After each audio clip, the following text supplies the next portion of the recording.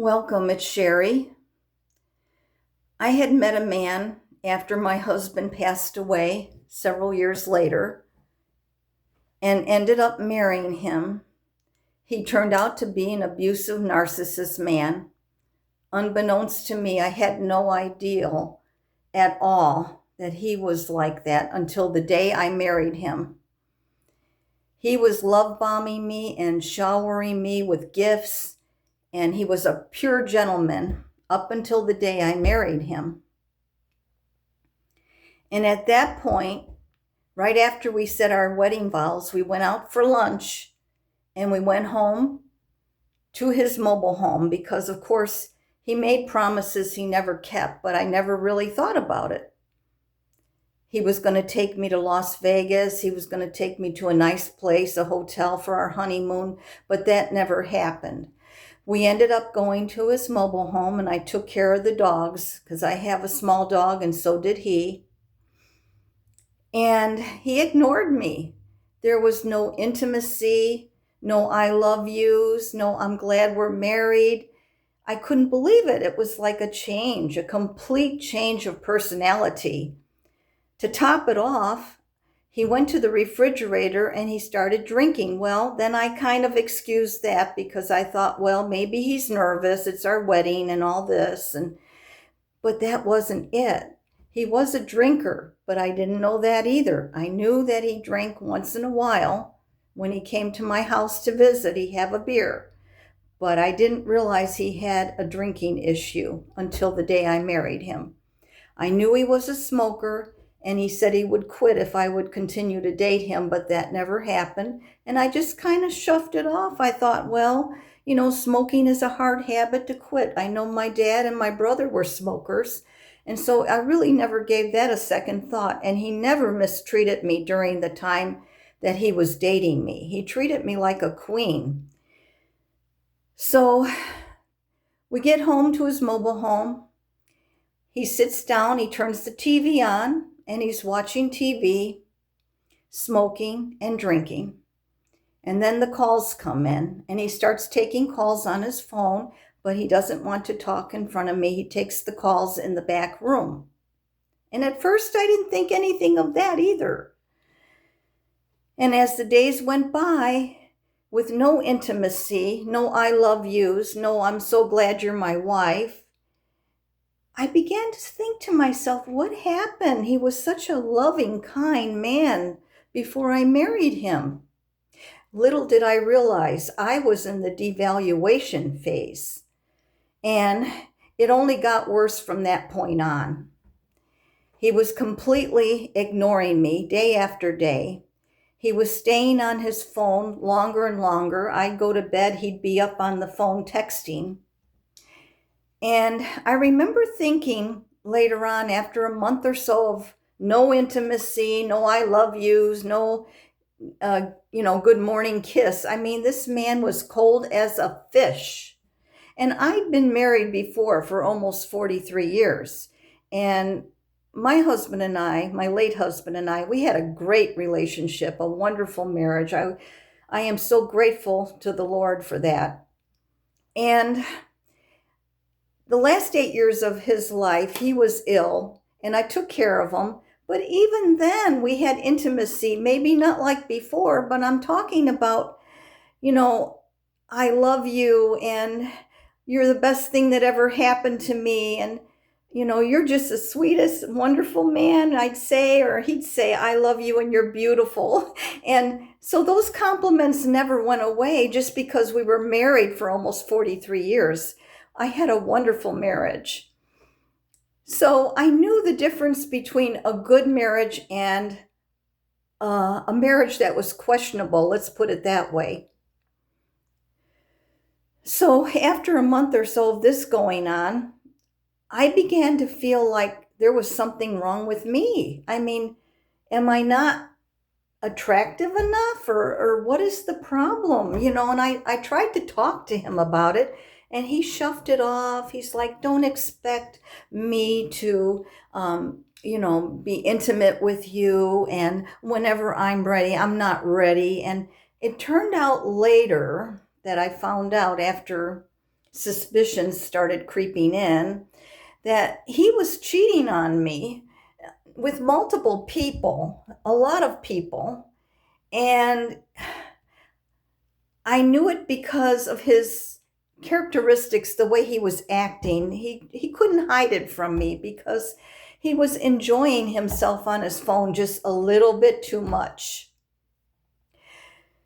So I found out later, after maybe a month or so, that there were multiple people. I mean, I'm talking over a dozen. And he was planning to link up with these people and get together with whoever. And I confronted him about it. And of course, he denied it at first.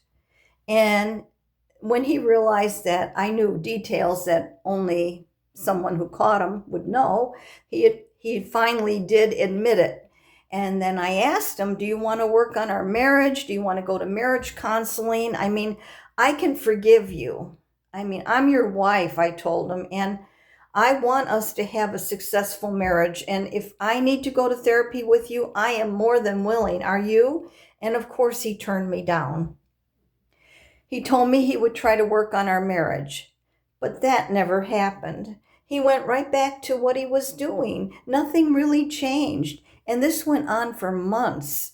And I started to think, what is wrong with me? I mean, he was just putting me down so much that it was affecting my self-esteem. So he was devaluing me to where I felt like there was something wrong with me. But actually, it wasn't. It was him.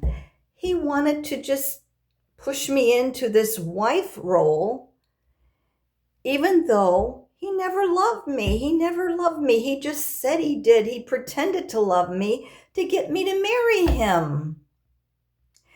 And it's heartbreaking to think that somebody would do that, especially to someone who's very vulnerable. I was a vulnerable lady, you know, being married for almost 43 years and then having this man just come into my life. I trusted him because I didn't know anything about narcissism at that point. Well, I sure found out. He became very abusive, and as time went on, he started threatening me. And I was very fearful of him. I got to the point where I was walking on eggshells, and I was just delighted to have him leave the house to go to work, because that was the only peace I had, was when he left. But it was beginning to affect my health. My blood pressure was going up. I was anxious, stressed, crying every day. And the worst part about it is I was holding it in, because here I had bragged to my friends, my family. I met this wonderful man. He was like a gift from heaven. Well, no, he was Satan from hell. That's what he was. And it turned out to be the most horrible experience of my life. I kept hanging on to the thought that maybe if I try harder, if I do more for him, you know, maybe he would see my worth. Maybe he would appreciate me, or he would open his eyes and realize that he's got a good woman. Why is he treating me like this? Well, that never happened, because narcissists do not appreciate you. And the more that you try to do better, the worse they get. And that's what I found out as time went on. So it got to the point where I just had to come to terms with it. After catching him at least 8 times, after a while, he just didn't even deny cheating on me. I asked him, why are you doing this? Why? And he said, I don't know.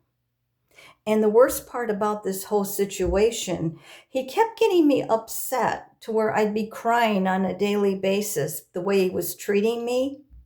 I remember one day before he went to work, he ran into the room and he said, listen, stop crying. He says, there's something wrong with me, but I don't know what. And he says, when I get home, we'll talk about it. Well, that never happened, but it gave me hope that maybe he saw my worth, or maybe he was realizing what he was doing to our marriage. But no, he never changed. It was just little tidbits. And that's what narcissists love to do. They love to give you tidbits of hope, little hope, tidbits that you're going to be all right in the situation and that he will change for the better. And that never happened. So at the end of the relationship, I had to move out because he was threatening to kick me out, threatening to do terrible things to me, put my body in a garbage can. And I got to where I was really afraid to live with the man. He was drinking every day heavily. So I began to walk around with mace in my pocket because I didn't know what he was going to do next. His temper was volatile and just unpredictable. So after months of this, and I kept it inside, I was afraid to let it out at first. I decided after praying to the Lord that I need to tell somebody. So I did reach out to my friends and my family, and I told them what was going on. And they assisted me in any way I needed. And I made a plan to get out, and I finally did get away from him. But at the end of the relationship, I told him, I said, I would have never married you if I'd have known you were like this. And you know that you never let me know the real you. And I says, I want a divorce. I don't want to be mistreated anymore. And I said, you're going to pay for that divorce because I would have never married you. And he finally did agree to pay for the divorce because he knew. And I think he'd already replaced me. He wanted to get me out of there because he already had others. He was asking other women to marry him. He had like at least half a dozen or more. He kept proposing to other women, even while he was still married to me, and we're still newlyweds. There's something terribly wrong with people that do this to others. But anyway, besides the point, I escaped. But it wasn't an easy road for me. I grieve the loss of that relationship because I don't believe in divorce. I don't like divorce. But at the same time, this man was not going to be a husband to me. He was not going to be good to me. And no matter what effort I made, he was abusing me. So my message is to anybody, whether it be a man that's got a woman who's a narcissist who's mistreating him, or a woman who's got a man who's a narcissist who's mistreating her. There comes to a point where if they don't want to work it out with you and you're doing all you can, humanly possible, you have to make a choice. Are you going to stay in an abusive relationship, or are you going to get out while you can? I got out while I could. And I believe it was the best choice I could make. I even called the church. I talked to the pastor and I asked him about it because I want to know that I did everything I could. And he said, I did the right thing. And I knew I did, but I just had to hear it from somebody, from other people, because my instincts were telling me to get out, but my heart was saying, but maybe you could stay and try harder and harder, and maybe he'll become a better man. Well, he wasn't going to become a better man. And I believe that, sometimes God gives us trials. And I truly believe that he does. He gave this man a chance to be decent to a woman who would have loved and appreciated him. And he turned his back not only on me, but most importantly on God.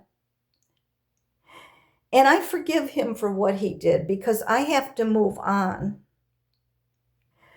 And I do pray that he will someday realize that he is wasting his life away on relationships that are endless and defeating.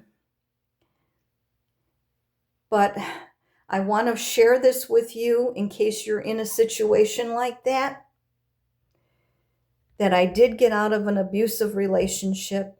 And if you are experiencing that type of situation where you're being mistreated and abused and you've done all you can, reach out to someone, ask for help, and then get out. God bless you all.